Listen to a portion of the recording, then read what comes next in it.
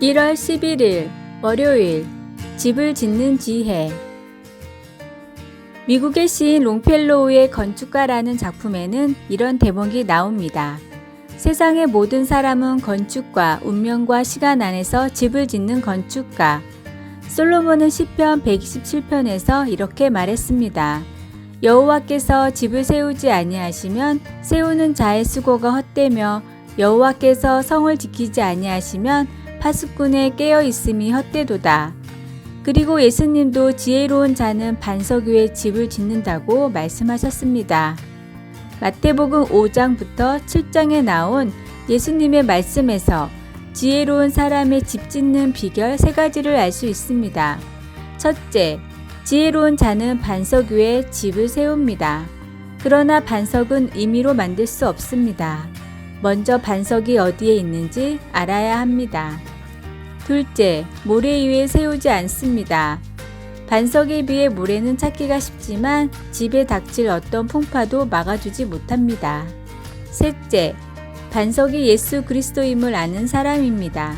온전한 반석이신 예수님을 발견하고 그 말씀 위에 인생의 집을 세우는 사람이 지혜로운 사람입니다. 내 시간과 삶을 보면 어디에 집을 짓고 있는지 알 수 있습니다. 말씀 위에 집을 짓는 지혜로운 사람이 되십시오. 오늘의 말씀. 그러므로 누구든지 나의 이 말을 듣고 행하는 자는 그 집을 반석 위에 지은 지혜로운 사람 같으리니. 마태복음 7장 24절. 오늘의 찬송 397장 내 맘에 한 노래 있어. 오늘의 만나. 주님, 진정한 반석을 찾고 그 위에 집을 세우는 사람이 되게 하소서. 하루에 얼마나 주님을 위해 쓰는지 점검하고 계획을 다시 세워보십시오. 아래의 빨간색 구독 글자를 누르시어 더 많은 전도의 열매를 맺으시길 기도합니다. 1월 12일 화요일 구주 되신 예수님. 암으로 투병 중인 어느 여성분의 치유를 위해 기도하던 모임이 있었습니다. 치유의 능력을 지니신 하나님이심을 알기에 그들은 매일 기도했습니다. 과거에 하나님이 그렇게 역사하시는 것을 보았기에 다시 또 그렇게 해주실 것을 믿었습니다. 환자분이 투병 중에 치유가 일어나는 것 같이 보였던 때가 있어 잠시 기뻐했지만 그녀는 결국 세상을 떠나고 말았습니다. 그 죽음이 궁극적인 치유라고 말하는 사람들도 있었는데 어떤 면에서는 맞는 말이었습니다. 그래도 그들의 죽음은 모임에서 큰 상처가 되었습니다. 하나님께서 바로 이 땅에서 그들 모두를 고쳐주기를 바랬지만 그 이유를 알 수 없지만 아무런 기적도 일어나지 않았습니다. 사람들은 예수님이 행하시는 기적 때문에 그리고 그들의 필요를 채우기 위해 예수님을 따랐습니다. 어떤 사람들은 예수님을 그저 목수의 아들로만 생각했고 어떤 사람들은 예수님이 그들의 정치적 지도자가 되기를 바랐습니다. 또한 예수님을 위대한 선생으로 생각한 사람들이 있었는가 하면 예수님의 가르침을 이해하기 힘들어 떠난 사람들도 있었습니다. 예수님은 우리가 주님께 기대하는 것들을 언제나 충족시켜 주시지는 않습니다. 그렇지만 주님은 우리가 상상할 수 있는 것보다 훨씬 더 크신 분이십니다. 우리에게 영생을 주시는 분이시며 선하시고 지혜로우시며 우리를 사랑하시고 용서하시고 가까이 계시며 평안을 주십니다. 그런 예수님 안에서 우리 모두 쉼을 얻고 그분을 계속 따를 수 있기를 소원합니다. 말씀. 그때부터 그의 제자 중에서 많은 사람이 떠나가고 다시 그와 함께 다니지 아니하더라. 요한복음 6장 66절. 찬송 433장. 귀하신 주여 날 붙드사. 기도. 우리에게 필요한 구주가 되심을 감사합니다. 사랑으로 우리를 감싸주시고 주님 안에서 참 안식을 누리게 하소서. 아멘. 아래의 빨간색 구독 글자를 누르시어 더 많은 전도의 열매를 맺으시길 기도합니다. 1월 13일 수요일. 조건은 중요치 않다. 호박벌은 벌 중에서 가장 뚱뚱한 벌입니다. 길이는 1cm가 조금 넘는 짧은 몸에 날개는 꿀벌보다 가볍습니다. 곤충 학자들은 호박벌은 태생적으로 비행을 하는 것만으로도 기적에 가까운 일이라고 말을 합니다. 그래서 호박벌은 나는 소리부터가 다릅니다. 벌을 키우는 사람은 소리만 들어도 꿀벌인지 호박벌인지 구분을 할 수 있습니다. 그러나 호박벌은 꿀벌만큼 꿀을 잘 모으는 종입니다. 하루에 200km 이상 비행을 할 때도 많고 꿀을 모으는 양도 꿀벌에 비해 뒤지지 않습니다. 그런데 사람의 눈으로 볼 때는 나는 것조차 기적에 가까운 호박벌이 어떻게 200km를 날아다니며 꿀을 모을 수 있을까요? 그것은 호박벌이 꿀을 모으는 것 외에는 아무런 일을 하지 않기 때문입니다. 호박벌은 아침부터 저녁까지 오로지 꿀을 모으는 일에만 집중합니다. 그래서 쓸데없는데 힘을 빼지 않아 공격성이 거의 없고 성격도 온순합니다. 호박벌은 꿀을 모으거나 비행을 하기에 적합한 벌은 아닙니다. 그러나 하나님은 그보다 중요한 일에 대한 집중력과 태도를 호박벌에게 주셨고 가수원에서는 꿀벌보다 호박벌을 더 중요하게 여길 정도로 귀하게 대접을 하고 있습니다. 내가 해야 할 일이라면, 주님이 말씀하신 일이라면 조건을 생각하지 말고 그 일에 집중하는 자세가 필요합니다. 하나님이 나에게 요구하시는 것은 능력이 아니라 순종임을 기억하십시오. 오늘의 말씀, 너희는 내 목소리를 들으라.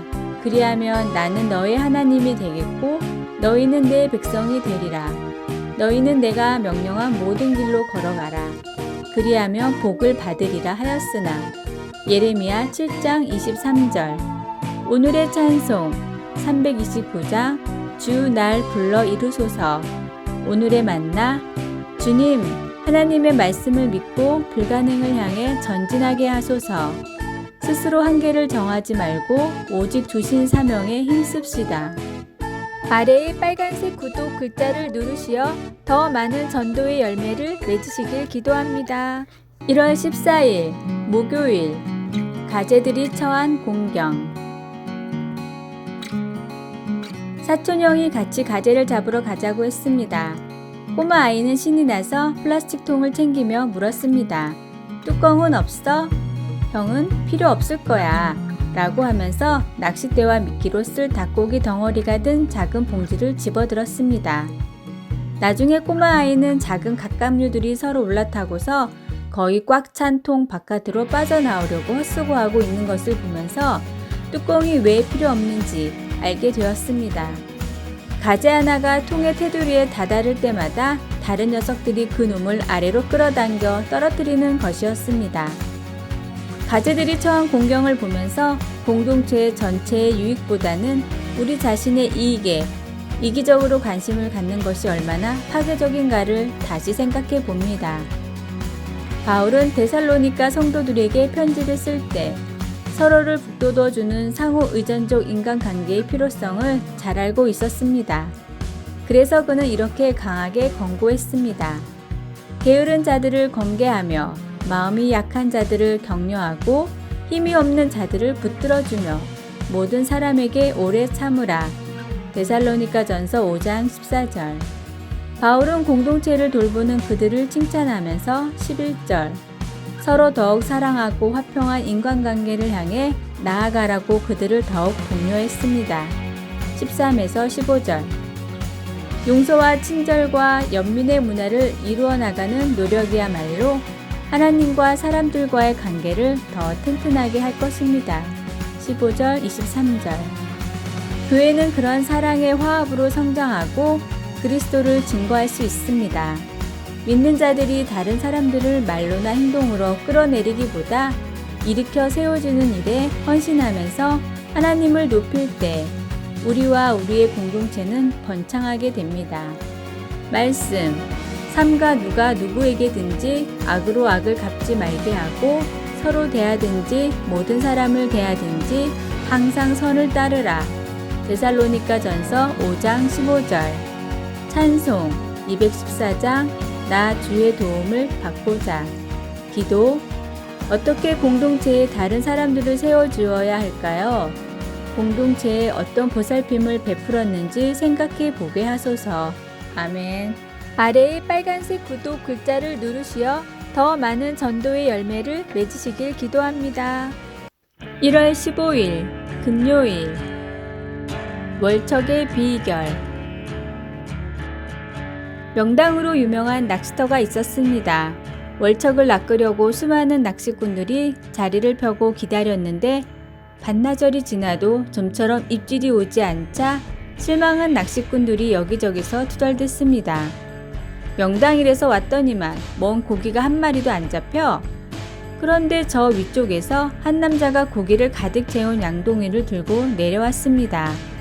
그 모습을 보고 깜짝 놀란 낚시꾼들이 모여들어 물었습니다. 아니 도대체 그 많은 고기를 어디서 잡았습니까? 우리는 여기에서 몇 시간을 기다렸는데도 한 마리도 못 잡았는데요. 물고기를 잔뜩 잡은 남자가 덤덤히 말했습니다. 저도 처음엔 여기에서 낚시를 하고 있었습니다. 그런데 입질이 없자 저 위쪽으로 자리를 옮겼습니다. 그러자 조금 잡히더군요. 혹시나 싶어 조금 더 위로 올라갔더니 그쪽은 아직 낚시꾼들이 모이지 않았는지 던지기만 하면 고기가 낚이더군요. 삶에 문제가 있다면 내가 가장 먼저 움직여야 합니다. 주변의 상황에 불만을 품기보다는 해결을 위해 먼저 행동하십시오. 그리고 함께하는 사람들과 뜨거운 마음으로 기도하십시오. 교회의 빈자리를 보고 가슴 아파하기보다는 먼저 나오지 않는 성도에게 연락하고 거리로 나가 복음을 전하는 주님의 어부가 됩시다. 오늘의 말씀, 너는 내 떡을 물 위에 던져라. 여러 날 후에 도로 찾으리라. 전도서 11장 1절. 오늘의 찬송 301장 지금까지 지내온 것. 오늘의 만나, 불평하기보다는 행동하는 사람이 되게 하소서. 내 삶과 내 가정과 우리 교회에 불만이 있다면 먼저 행동하는 사람이 됩시다. 아래의 빨간색 구독 글자를 누르시어 더 많은 전도의 열매를 맺으시길 기도합니다.